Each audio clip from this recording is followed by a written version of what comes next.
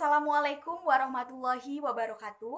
Perkenalkan, nama saya Nurul Aliyah, NIM 19016110. Baiklah, tujuan dari pembuatan video saya kali ini adalah untuk memenuhi tugas mata kuliah Perencanaan Pembelajaran Bahasa Indonesia yang dibina oleh Ibu Ena Noveria MPD. Selamat menyaksikan. Baiklah, saudara sekalian, sebelumnya saya akan menyampaikan tentang RPP yang telah saya buat sebelumnya. Jadi, RPP yang telah saya buat sebelumnya adalah mengenai ataupun target dari RPP saya itu adalah siswa SMP ataupun MTS, yakni kelas 7 yang duduk di semester ganjil, di mana materi pokok di sini adalah teks eksposisi. Nah, jadi pertama di sini saya ambil KD 3.5 dan juga KD 4.5. Yang pertama adalah KD 3.5, yaitu mengidentifikasi informasi teks eksposisi berupa artikel ilmiah populer dari majalah atau koran yang didengar atau dibaca. Nah, untuk IPK sendiri atau indeks pencapaian kompetensi itu ada 3.5.1, yakni menemukan struktur pembangun teks eksposisi, dan 3.5.2 yakni menemukan ciri-ciri kebahasaan teks eksposisi. Lanjut kepada KD 4.5. KD 4.5 berisi menyimpulkan isi teks eksposisi artikel ilmiah populer dari majalah atau koran yang didengar atau dibaca.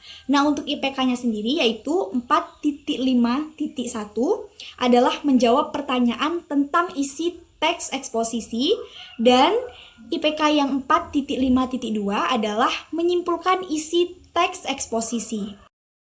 Ya, saudara sekalian, akan saya lanjutkan di sini. Selanjutnya adalah tujuan dari pembelajaran sendiri. Nah, untuk tujuan pembelajaran ini saya juga sudah menyiapkan di mana ada 2 kali pertemuan nantinya di RPP yang telah saya buat. Maka tujuan dari adanya RPP ini sendiri untuk siswa adalah yang pertama, untuk pertemuan pertama itu siswa akan mampu untuk membuat ataupun menemukan unsur pembangun atau struktur pembangun dan juga ciri-ciri kebahasaan di dalam teks eksposisi. Dan untuk tujuan pertemuan kedua itu siswa mampu menjawab isi dari teks eksposisi, kemudian siswa juga mampu untuk menyimpulkan isi teks eksposisi. Baiklah, selanjutnya adalah materi. Nah, jadi untuk materi yang akan disampaikan nantinya pada pertemuan pertama dan juga pertemuan kedua, itu ada hakikat dari teks eksposisi, kemudian struktur pembangun teks eksposisi, yang ketiga ada ciri kebahasaan teks eksposisi, dan yang keempat adalah bagaimana cara untuk menyimpulkan teks eksposisi dengan baik dan benar pastinya. Dilanjutkan untuk metode pembelajaran sendiri itu ada metode discovery learning dan juga scientific. Baik, dilanjutkan lagi untuk medianya sendiri. Media ini nanti akan digunakan buku-buku sumber pastinya. Yang paling utama adalah buku-buku terkait dengan teks eksposisi, dan setelah buku-buku sumber itu akan dibantu oleh internet karena nantinya siswa juga akan ditugasi untuk mencari teks eksposisi, baik itu melalui artikel online dan lain sebagainya. Dan yang keempat, nantinya pada saat proses diskusi maka akan membutuhkan yang namanya infokus untuk membantu siswa, di mana nanti akan disiapkan sebuah PowerPoint dan akan ditampilkan dengan infokus. Nah, baik, selanjutnya di sini setelah itu kita akan masuk kepada pertemuan-pertemuan, yaitu 2 kali pertemuan yang saya maksud. Untuk 2 kali pertemuan ini ada pertemuan pertama dan pertemuan kedua. Baiklah, untuk pertemuan pertama yang bagian di sini ada 3 bagian, sama dengan pertemuan kedua nanti ada 3 bagian, yakni bagian pertama adalah bagian pembukanya, yang kedua adalah bagian isi atau bagian intinya, dan yang ketiga adalah bagian penutupnya. Nah, untuk bagian pembuka ini diberi alokasi waktu sebanyak 10 menit, yang mana pertama guru membuka pelajaran dengan berdoa. Artinya di sini nanti akan ada perwakilan ataupun ketua kelas yang menyiapkan doa dengan instruksi guru terlebih dahulu. Setelah melakukan doa, selanjutnya adalah guru mengecek ketidakhadiran siswa pada saat itu. Jadi guru mengabsen dengan cara mengecek gitu kan kehadiran siswa, dan setelah itu selanjutnya adalah guru bersama dengan siswa akan menyepakati bagaimana mekanisme pembelajarannya. Lalu guru juga sembari menyiapkan KI, KD, dan tujuan pembelajaran. Setelah itu masuk kepada kegiatan inti. Pada kegiatan inti ini, siswa akan dibentuk menjadi beberapa kelompok, di mana di sini akan saya targetkan adalah 4 sampai 6 siswa per kelompoknya gitu. Dan itu juga tergantung kepada nantinya seberapa banyak siswa. Lah, setelah pembentukan kelompok, maka di situ seorang guru bersama dengan kelompok yang sudah terbentuk akan terjadi proses tanya jawab. Jadi antara guru dengan para siswa itu akan terjadi proses tanya jawab, di mana nantinya proses tanya jawab ini akan berkaitan dengan KD sebelumnya, yaitu KD 3.5 pada pertemuan pertama ini. Di mana di sini proses-proses tanya jawab yang akan terjadi dan juga penjelasan guru nantinya itu terkait dengan struktur pembangun teks eksposisi, kemudian hakikat dari teks eksposisi, lalu ciri kebahasaan teks eksposisi. Maka di situ akan terjadi proses tanya jawab. Setelah itu, guru akan memberikan teks, di mana teks tersebut itu sudah disiapkan oleh seorang guru, di mana juga telah saya sampaikan di RPP saya. Untuk teks sendiri itu saya beri teks yaitu manfaat lidah buaya. Jadi ketika guru memberikan teks kepada siswa, lalu guru menginstruksikan kepada siswa untuk menganalisis struktur pembangunnya dan juga ciri kebahasaan teks eksposisi di dalamnya. Setelah itu, siswa langsung bekerja. Ini dengan alokasi 60 menit. Siswa bekerja, mengerjakan. Setelah siswa selesai mengerjakan, maka langkah selanjutnya adalah presentasi. Artinya di sini hasil analisis kepada kelompok nanti itu akan ditunjuk, ataupun kelompok yang berani tampil itu akan maju ke depan untuk melakukan presentasi, dan forum lain itu akan menanggapi hasil dari analisis kelompok yang ditampilkan. Begitu. Setelah itu baru selesai, siswa dipersilakan untuk duduk kembali. Dan setelah siswa duduk kembali, maka selanjutnya masuk kepada bagian penutup. Di bagian penutup ini, guru bersama dengan siswa akan merefleksi hambatan-hambatan apa saja yang terjadi saat proses pembelajaran.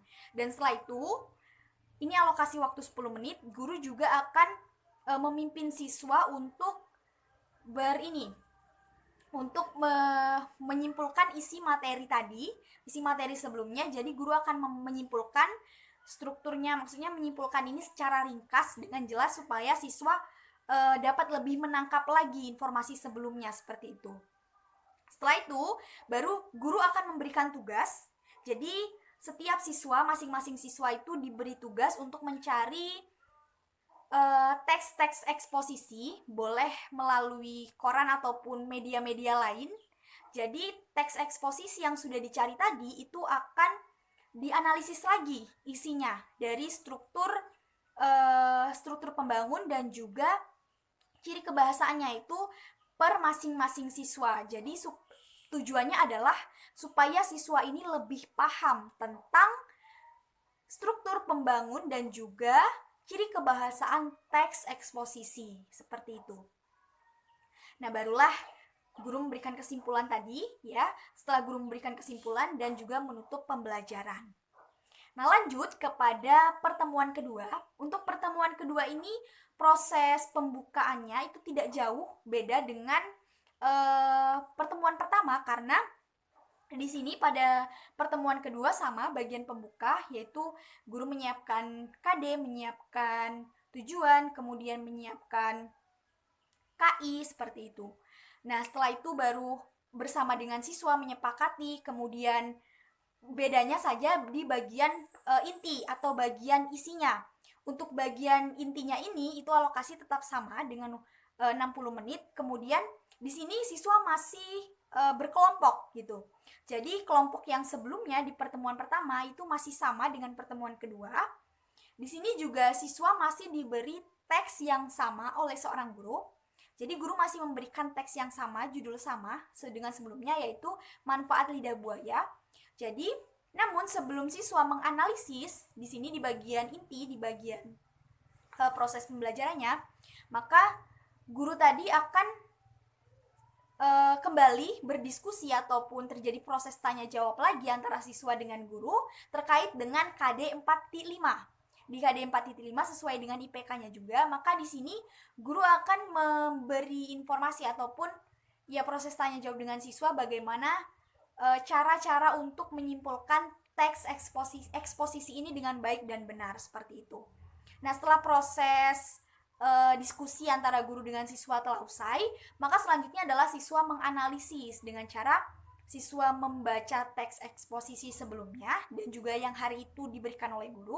Setelah dibaca, maka dianalisis dengan cara menyimpulkan isi teks eksposisi seperti itu. Setelah teks eksposisi tadi selesai dianalisis oleh siswa, maka kembali lagi untuk menyampaikan atau mempresentasikan hasil diskusi kelompoknya tadi kepada forum supaya ditanggapi oleh forum lain seperti itu. Nah, masuk kepada bagian penutup, yaitu sama juga guru bersama dengan siswa akan merefleksi hambatan-hambatan apa saja yang terjadi saat proses pembelajaran itu berlangsung. Setelah hambatan-hambatan tadi sudah disampaikan, maka guru juga akan memberikan tugas kepada siswa. Artinya di sini siswa diinstruksikan atau ditugasi untuk mencari teks-teks eksposisi, itu boleh dari berbagai sumber yang ada. Dan kemudian karena siswa tadi sudah disampaikan bagaimana cara menyimpulkan teks eksposisi, kemudian ketika proses berdiskusi juga siswa sudah bisa, maka guru memberikan instruksi dengan cara carilah teks eksposisi, kemudian analisis kembali dengan cara menyimpulkan isi teks eksposisi tersebut atau teks eksposisi yang telah dicari oleh masing-masing siswa. Setelah itu, guru menyimpulkan ulang bagaimana cara menyimpulkan teks eksposisi dengan baik dan benar. Ya, saudara sekalian, di sini saya akan melanjutkan mengenai penjelasan tentang materi-materi yang sudah sebelumnya saya sampaikan secara sekilas di dalam RPP dan juga saya iringi dengan penjelasan tadi.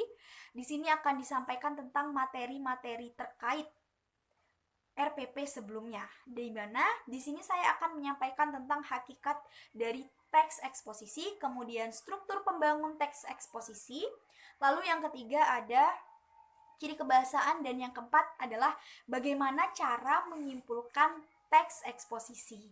Nah, saudara sekalian, kalau kita mendengar teks seperti itu, tidak asing lagi ya di telinga kita, oh teks seperti itu. Dan juga kebanyakan nih orang-orang awam di luar menyebutnya seperti ini, kalau teks itu pasti berhubungan dengan bahasa Indonesia, kata-kata orang di luar sana seperti itu. Nah, memang benar bahwa pembelajaran bahasa Indonesia sendiri berbasis teks ya. Nah, sebenarnya teks itu apa seperti itu kan? Kita menyebut teks tapi kita juga tidak tahu secara dalam sebenarnya teks itu apa. Apakah teks itu memiliki tujuan seperti itu? Baik, jadi teks itu adalah serangkaian bahasa yang disusun sedemikian rupa, seelok mungkin, dan memiliki tujuan serta maksud tertentu, seperti itu. Nah, teks sendiri, teks di dalam bahasa Indonesia ini banyak sekali, ada bermacam-macam. Jadi setiap teks itu dia memiliki fungsi sosial masing-masing, seperti itu. Dan di sini kita akan membahas tentang teks eksposisi. Jadi kita sendiri juga pasti tak asing lagi ya dengan teks eksposisi. Nah, di sini apa ya teks eksposisi itu? Kita sering mendengar teks eksposisi, teks prosedur, teks lain-lain, tapi di sini fokus kita adalah teks eksposisi. Jadi teks eksposisi itu apa? Nah, kalau kita kaji lagi, eksposisi sendiri itu berasal dari bahasa Latin yang artinya menguraikan, menjelaskan, memaparkan, kemudian memberitahukan. Wah, memaparkan, menjelaskan, memberitahukan, seperti itu. Ya baik saudara sekalian, untuk teks eksposisi ini sudah banyak juga dibicarakan oleh para ahli. Di sini akan saya sampaikan mengenai pendapat dari Goitskeraf dan juga Kosasi. Goitskeraf sendiri dia menyebutkan bahwa teks eksposisi ini merupakan wacana yang menjelaskan tentang suatu objek. Tujuannya adalah untuk menambah pengetahuan si pembaca. Setelah itu, selanjutnya ada pendapat dari Kosasi. Kosasi sendiri menyebutkan bahwa teks eksposisi ini merupakan teks yang memaparkan suatu hal dengan jelas sehingga dapat menambah pengetahuan si pembaca. Nah, dari pendapat kedua ahli tadi, itu dapat kita simpulkan bahwa teks eksposisi itu adalah teks yang memaparkan tentang suatu objek atau suatu persoalan, suatu topik tertentu, dan tujuannya adalah untuk menambah pengetahuan si pembaca, ataupun ketika teks eksposisi tadi dilontarkan oleh si penutur maka akan menambah pengetahuan untuk si pendengar. Contohnya seperti ini. Saya menjelaskan ataupun saya membuat suatu teks eksposisi, kemudian teks yang telah saya buat dibaca oleh seseorang, maka akan menambah pengetahuan si pembaca teks yang telah saya buat tadi. Dan selanjutnya adalah seperti yang telah saya sebutkan sebelumnya, bahwa teks itu, setiap teks pasti memiliki fungsi sosial tertentu. Fungsi sosial tertentu dan juga seperti ini. Setiap teks itu memiliki fungsi sosial tertentu. Nah, untuk teks eksposisi sendiri, teks eksposisi ini juga memiliki fungsi sosial. Apa fungsinya? Fungsinya adalah untuk mewadahi si penulis dan sebagai fasilitas teks ini sebagai fasilitas untuk si penulis menyampaikan gagasan-gagasannya ke dalam suatu bentuk teks yang dinamakan teks eksposisi. Dan tujuan penulis tadi untuk menambah pengetahuan si pembaca ataupun ketika dituturkan akan menambah pengetahuan si pendengar, seperti itu. Jadi itulah tadi fungsi dari teks eksposisi. Nah, selanjutnya kita akan membahas tentang struktur pembangun teks eksposisi. Sebelumnya, kita tahu bahwa struktur itu merupakan sesuatu ataupun urutan-urutan dan juga susunan-susunan yang mempunyai kaitan antara yang satu dengan yang lainnya gitu. Jadi saling berkaitan. Dan di dalam kurikulum 2013 pembelajaran bahasa Indonesia yang berbasis teks ini, jadi setiap teks itu memiliki struktur pembangun seperti itu. Struktur pembangun sehingga teks tadi menjadi teks yang utuh seperti itu. Nah, untuk di sini teks eksposisi juga memiliki struktur pembangun. Apa saja struktur pembangun teks eksposisi itu?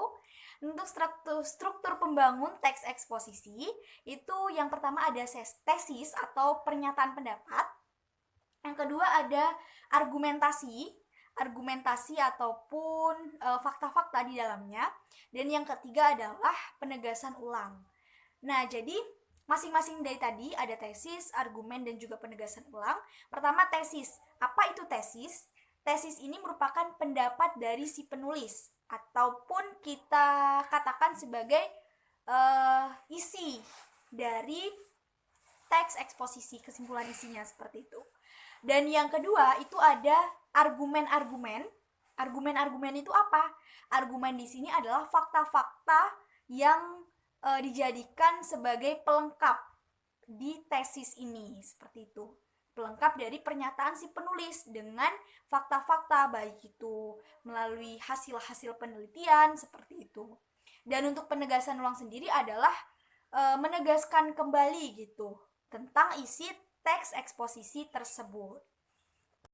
Ya, saudara sekalian, tadi kita juga telah membahas ya tentang hakikat teks eksposisi, kemudian juga diiringi dengan fungsi dari teks eksposisi, lalu ada struktur pembangun. Nah, di sini perlu diketahui bahwa teks eksposisi itu selain dari isi dari ataupun ya hasil dari pendapat seseorang, tapi juga berisi fakta-fakta, dibuktikan dengan adanya argumen-argumen tersebut gitu, argumen-argumen yang memang fakta ataupun nyata seperti itu.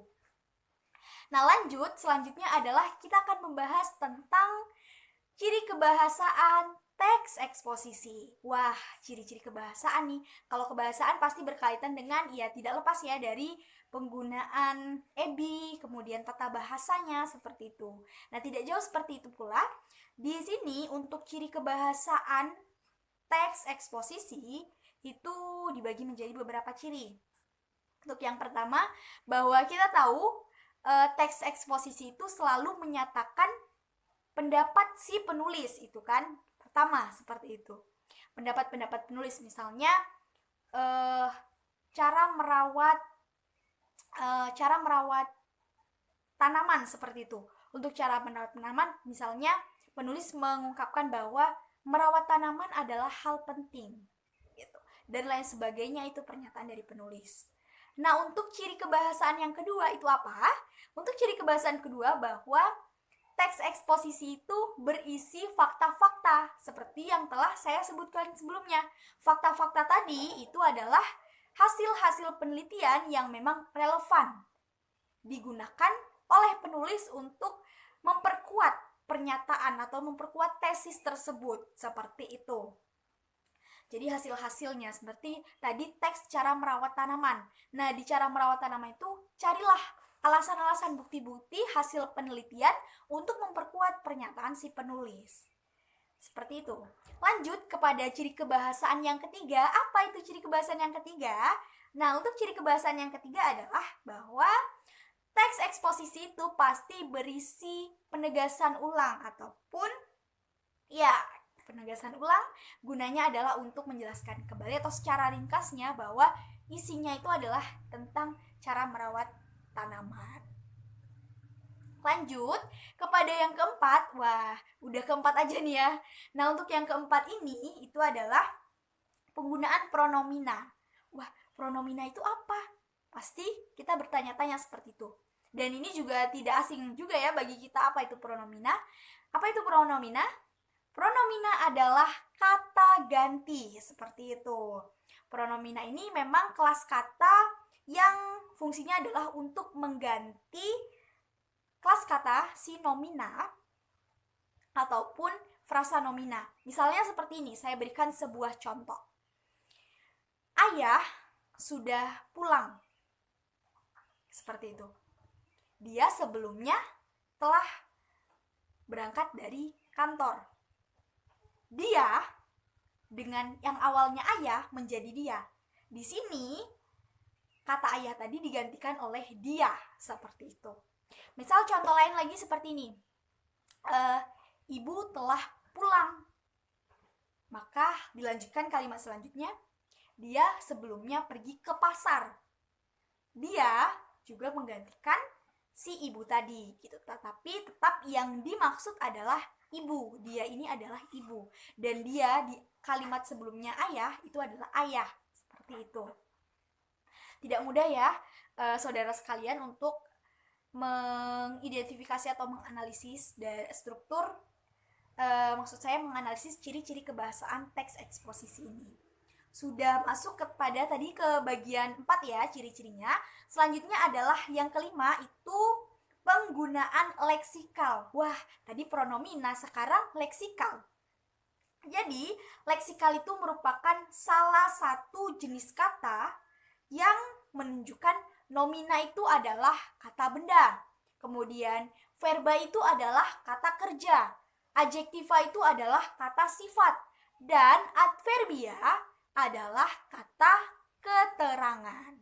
Contoh-contoh dari kata benda, kata sifat, kemudian kata kerja, kata keterangan itu apa saja? Nih saya sebutkan. Untuk contoh dari kata benda ataupun nomina itu seperti buku, kemudian pena, lalu pohon, pakaian atau baju seperti itu, meja, kursi, lalu dan lain-lain sebagainya yang merupakan benda. Manusia juga benda seperti itu, tapi dia lebih kepada objek ataupun gitu, seperti itu. Nah, untuk selanjutnya adalah kata kerja ataupun verba. Verba adalah kata kerja. Kata kerja contohnya seperti apa? Kata kerja berarti yang melakukan suatu aktivitas seperti itu. Contohnya seperti membaca. Membaca kan melakukan suatu aktivitas. Dia kegiatan yang melakukan suatu tindakan seperti itu kan. Kita membaca artinya ada buku di depan kita, kita bekerja.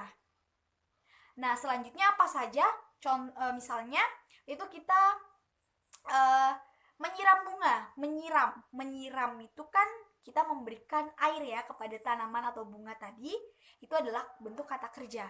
Lalu selanjutnya adalah berlari. Berlari itu kan kegiatan juga ya. Itu kegiatan yang beraktivitas gitu kan. Itu dinamakan dengan kata kerja. Ya saudara sekalian, jadi tadi itu sudah membahas tentang verba ataupun kata kerja. Selanjutnya adalah adjektiva. Adjektiva ini adalah kata sifat. Wah, kata sifat. Kalau kata sifat itu seperti kelas, kemudian cantik, senyum, itu ramah, kemudian sabar, penolong, itu merupakan kata sifat. Nah, untuk keterangan sendiri, kalau keterangan ini ataupun adverbia itu kita bisa memberikan suatu keterangan-keterangan ya nantinya kalau kita membuat suatu kalimat seperti itu. Untuk tadi sudah kelima itu penggunaan leksikal, selanjutnya adalah yang keenam. Keenam ini sudah tidak asing lagi bagi kita. Apa itu yang keenam? Jadi yang keenam ini adalah penggunaan konjungsi. Wah, penggunaan konjungsi ya. Siapa sih yang tidak kenal ataupun tidak pernah mendengar konjungsi? Konjungsi itu tidak asing lagi ya bagi kita. Jadi konjungsi ataupun kata hubung nih yang sering kita ucapkan. Konjungsi atau kata hubung gunanya adalah untuk apa sebenarnya? Tapi sebenarnya konjungsi ini tidak hanya di teks eksposisi saja, tapi juga di teks lain ataupun kalimat-kalimat dalam kegiatan sehari-hari yang kita tuturkan seperti itu. Jadi itu butuh yang namanya konjungsi atau kata hubung. Fungsinya adalah membuat kalimat yang kita buat tadi itu tidak rumpang dan jelas makna yang akan disampaikan tadi seperti itu. Nah, untuk di dalam teks eksposisi sendiri, gunanya konjungsi tadi ya seperti ini.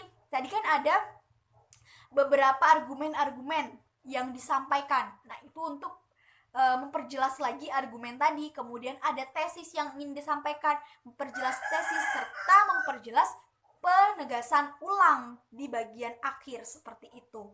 Jadi memang tidak hanya di teks eksposisi, tapi juga teks lain maupun kegiatan-kegiatan lain yang memerlukan tidak hanya dalam ragam tulis ya, tapi juga lisan. Seperti kita berbicara ini, nah saya menggunakan konjungsi, misal seperti ini.